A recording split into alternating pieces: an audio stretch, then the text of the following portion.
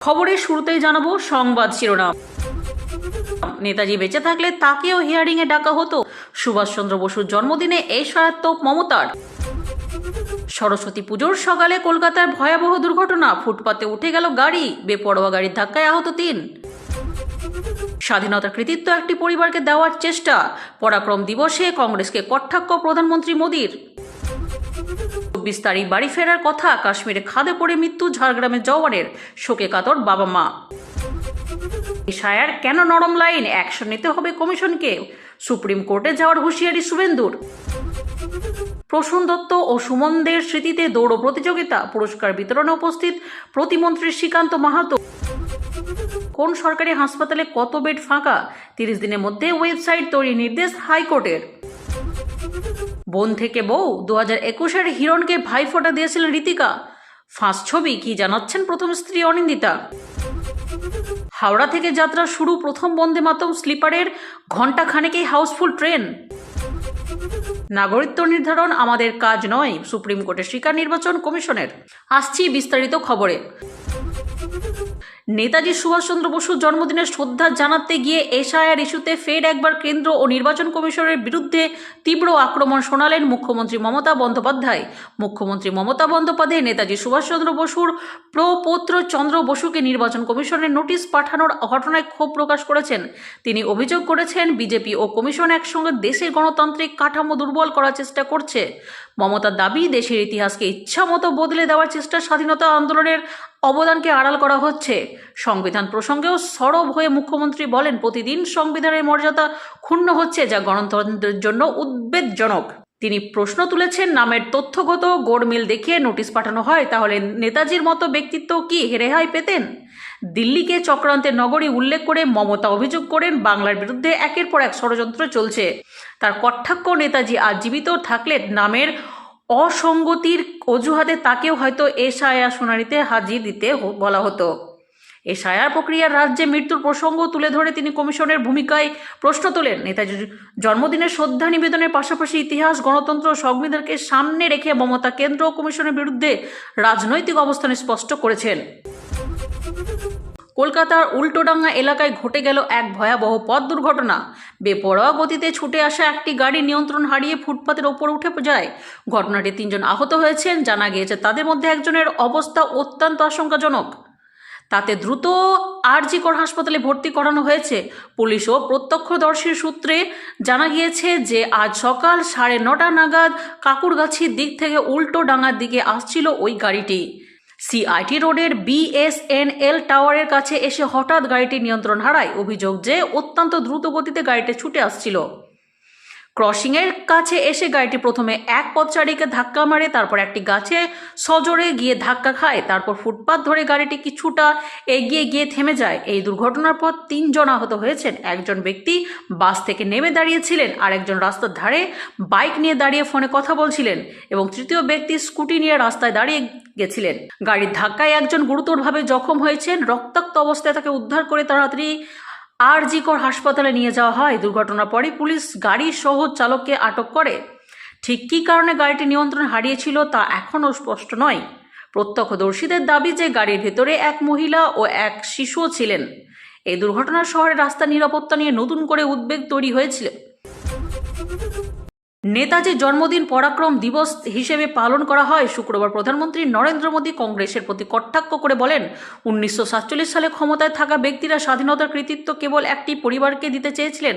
প্রধানমন্ত্রী বলেন যে আন্দামান ও নিকোবর দ্বীপপুঞ্জকে দাসত্বের পরিচয়ের সঙ্গে যুক্ত থাকতে দেওয়া হয়েছিল, কিন্তু কেন্দ্রে তার সরকার এই অন্যায়ের অবসান ঘটিয়ে ভারতীয় অতীতের মর্যাদা পুনরুদ্ধার করেছে।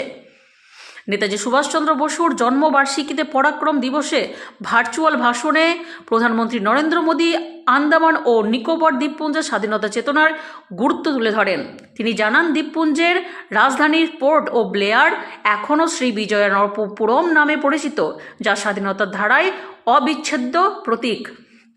মোদী বলেন, অতীতের কিছু সরকার স্বাধীনতার কৃতিত্ব কেবল একটি পরিবারের ওপর চাপাতে চেয়েছিল, যার ফলে দেশের ইতিহাসের বড় অংশ অবহেলিত ছিল।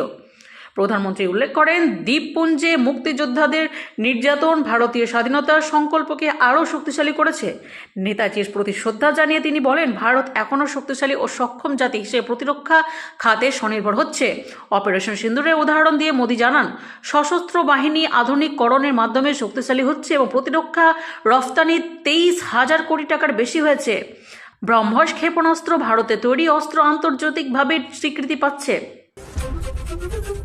আগামী 24 তারিখ তার ছুটি নিয়ে বাড়ি ফেরার কথা ছিল। বাড়ি তৈরি হচ্ছে নিজের গ্রামে। ছুটি নিয়ে বাড়ি এসে ছাদ ঢালাইয়ের কথা ছিল, কিন্তু সব কিছু কথা পরিকল্পনাতে থেকে গেল। জম্মু কাশ্মীরের পথ দুর্ঘটনা কবলে পড়েছিল ভারতীয় সেনাবাহিনীর গাড়ি। ওই দুর্ঘটনাতে প্রাণ হারালেন ভারতীয় সেনা জওয়ান ঝাড়গ্রামের বাসিন্দা সমীকরণ সিং। ডোডা জেলার ভয়াবহ দুর্ঘটনায় পশ্চিমবঙ্গের ঝাড়গ্রামের জেলার সেনা জওয়ান সমীরণ সিং নিহত হয়েছেন। ভারতীয় সেনাবাহিনীর ব্রেভো কোম্পানির 169 নম্বর ব্যাটালিয়নের সদস্য সমীকরণ সিং এবং আরও 9 জন জওয়ান বৃহস্পতিবার খনি ভগর রাত এলাকায় ফেরার সময় সেনাবাহিনীর গাড়ি প্রায় 200 ফুট গভীর খাদে পড়ে যায়। দুর্ঘটনার ঘটনাস্থলেই 10 জন নিহত হন এবং 6 জন গুরুতর আহত হন। 28 বছর বয়সী সমীরণ সিং পরিবারের একমাত্র রোজগেরের সদস্য ছিলেন। তিনি বাবা মায়ের জন্য নতুন বাড়ি তৈরি করেছিলেন এবং নিজের ভবিষ্যৎ সেখানে থাকার পরিকল্পনা করেছিলেন। 24 তারিখ ছুটি নিয়ে বাড়ি ফেরার পথ ছিল তার, যাতে দোতলার ছাদ ঢালাইয়ের কাজ শেষ করতে পারেন। পরিবার সূত্রে জানা গেছে, তার মরদেহ এখনও খারাপ আবহাওয়ার কারণে বিমান যোগে পাঠানো যায়নি। জাতীয় পতাকার মোড়ানো সমীরণ সিংহের দেহ বাড়ি পৌঁছালে পরিবার ও গ্রামবাসীর মধ্যে শোকের ছায়া নেমে আসবে। এসআইআর প্রক্রিয়া ঘিরে রাজনীতির উত্তাপ আরও বাড়ালেন রাজ্যের বিরোধী দলনেতা শুভেন্দু অধিকারী। নির্বাচন কমিশনের ভূমিকা নিয়ে প্রকাশ্যে অসন্তোষ জানিয়ে তিনি স্পষ্ট করে দেন, শুধু চিঠি চালাচালি করে আর পরিস্থিতি সামাল দেওয়া যাবে না। পশ্চিমবঙ্গ এসআইআর প্রক্রিয়া ঘিরে উত্তেজনা থাকায় বাড়িতে থাকার বিজেপি নেতা শুভেন্দু অধিকারী সংবাদ মাধ্যমে হুঁশিয়ারি দিয়েছেন, প্রয়োজনে বিষয়টি সুপ্রিম কোর্টে নেওয়া হবে। তিনি অভিযোগ করেছেন, নির্বাচন কমিশনের কাছে বিস্তৃত ক্ষমতা থাকা সত্ত্বেও তারা নরম অবস্থান নিচ্ছে এবং চিঠি পাঠানোর যথেষ্ট নয়, কার্যকর পদক্ষেপ করতে হবে। শুভেন্দু বলেন, এবার জনগণের হয়ে বিজেপি আদালতের দ্বারস্থ হবে। তৃণমূল কংগ্রেস পাল্টা অভিযোগ আনে, সুপ্রিম কোর্টে লজিক্যাল ডিসক্রিপশনসি নির্দেশে বিজেপির অবস্থান দুর্লভ হয়েছে। দলের নেতা দেবাংশু ভট্টাচার্য বলেন, কমিশন ইতিমধ্যে 1 কোটির বেশি মানুষকে নোটিশ পাঠিয়েছে, যা সাধারণ মানুষের মধ্যে আতঙ্ক ছড়িয়েছে। অভিষেক বন্দ্যোপাধ্যায় মন্তব্য করেন, বিজেপি ও কমিশন সুপ্রিম কোর্টে থাপ্পড় খেয়েছে এবং আসন্ন ভোটে তৃণমূল জয়ী হবে। শুভেন্দু অধিকারী জবাবে বলেন, আদালতের নির্দেশ এখনও আপলোড হয়নি, তৃণমূল তার আগে জয় ঘোষণা করতে চাইছে। তিনি অভিযোগ করেন, তৃণমূল মিথ্যে প্রচার করছে এবং বাংলার মানুষ শেষ পর্যন্ত সঠিক উত্তর দেবে। পশ্চিম মেদিনীপুর নিজস্ব সংবাদদাতা 23 জানুয়ারি অর্থাৎ শুক্রবার ভারত মাতার বীর সন্তান বীর নেতাজি সুভাষচন্দ্র বসুর জন্মদিন উপলক্ষে পশ্চিম মেদিনীপুর জেলার গড়বেতা 3 নম্বর ব্লকের চন্দ্রকোনা রোড বলাকা স্পোর্টিং ক্লাবের উদ্যোগে 3 কিলোমিটার দৌড় প্রতিযোগিতার আয়োজন করা হয়। প্রসূন দত্ত স্মৃতি এবং সুমনদের স্মৃতির উদ্দেশ্যে এই দৌড় প্রতিযোগিতা। জানা গিয়েছে, এই দিন শহর সংলগ্ন ডুমুরগড়িয়া ময়দান থেকে দৌড় প্রতিযোগিতা শুরু হয় এবং শেষ হয় ক্লাব প্রাঙ্গণ পর্যন্ত। জানা গিয়েছে, এই দিন এই দৌড় প্রতিযোগিতার 88 জন প্রতিযোগী অংশগ্রহণ করে ও প্রতিযোগিতায়, যার মধ্যে মহিলা ছিল 7 জন।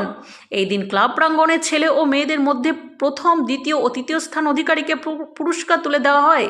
ছেলেদের মধ্যে প্রথম হয়েছিল মনদীপ যাদব, বেনারস 5 বছর টাকা এবং বেনারস 5,000 টাকা ও ট্রফি। দ্বিতীয় হয়েছে শুভদীপ গড়ায়, আসানসোল 3,000 টাকা আর ট্রফি। তৃতীয় হয়েছে লক্ষ্মীকান্ত কোলে, গড়বেতা 2,000 টাকা ও ট্রফি। মেয়েদের মধ্যে প্রথম হয়েছে দীপ্ত শ্রীসিংহ, 2,000 টাকা ও ট্রফি। তৃতীয় হয়েছে তামান্না খাতুন, 1,500 টাকা ও ট্রফি। তৃতীয় হয়েছে মুনমুন গড়ায়, 1,000 টাকা ও ট্রফি। এই দিন পুরস্কার বিতরণী অনুষ্ঠানে উপস্থিত ছিলেন স্থানীয় বিধায়ক তথা প্রধানমন্ত্রী শ্রীকান্ত মাহাতো। এছাড়া উপস্থিত ছিলেন ক্লাব সভাপতি গণপতি ঘোষ, ক্লাব সম্পাদক দেবকুমার দে সহ অন্যান্য ক্লাব সংগঠনের সদস্যরা। সমস্ত অনুষ্ঠান পরিচালনা করেন শ্যামল রায় মহাশয়। প্রধান বিচারপতি সুজয় পাল ও বিচারপতি পার্থ সারথী সেনের ডিভিশন বেঞ্চ রাজ্য সরকারকে একটি নির্দিষ্ট ওয়েবসাইট তৈরির নির্দেশ দিয়েছে। আদালত জানিয়েছে ওই ওয়েবসাইট চালু করতে সর্বোচ্চ 30 দিন সময় দেওয়া হচ্ছে। এই পোর্টালে রাজ্যের প্রতিটি সরকারি হাসপাতালের প্রতিটি বিভাগের বেডের বর্তমান অবস্থা স্পষ্টভাবে উল্লেখ করতে হবে। শুধু তথ্য আপলোড করলে চলবে না, নিয়মিত ও রিয়েল টাইমে তথ্য আপডেট দিতে হবে। সাধারণ মানুষ যেন সঠিক তথ্য পান তা নিশ্চিত করার নির্দেশ দিয়েছে আদালত। নির্বাচনের আগে মালদহে অস্ত্রের বড়সড় চালান উদ্ধার, বিহার থেকে পাচার গ্রেফতার 2 আদালত পর্যবেক্ষণে জানান বাস্তবে প্রায় দেখা যায় কোনো রোগীকে হাসপাতালে নিয়ে গেলে বলা হয় সেখানে বেড খালি নেই, এরপর রোগীকে অন্য হাসপাতালে রেফার করা হয়। অনেক ক্ষেত্রে সেই হাসপাতালেও একই পরিস্থিতি দেখা যায়, ফলে রোগী ও তার পরিবারকে একের পর এক হাসপাতালে ঘুরতে হয়। এই অপ্রয়োজনীয় ছোটাছুটির কারণে বহু ক্ষেত্রে সময় মতো চিকিৎসা শুরু করা যায় না। এই জোরে রোগীর শারীরিক অবস্থায় দ্রুত অবনতি ঘটে। আদালতের মতে কিছু ক্ষেত্রে এই দেরি রোগীর জীবনের জন্য বিপজ্জনক হয়ে ওঠে।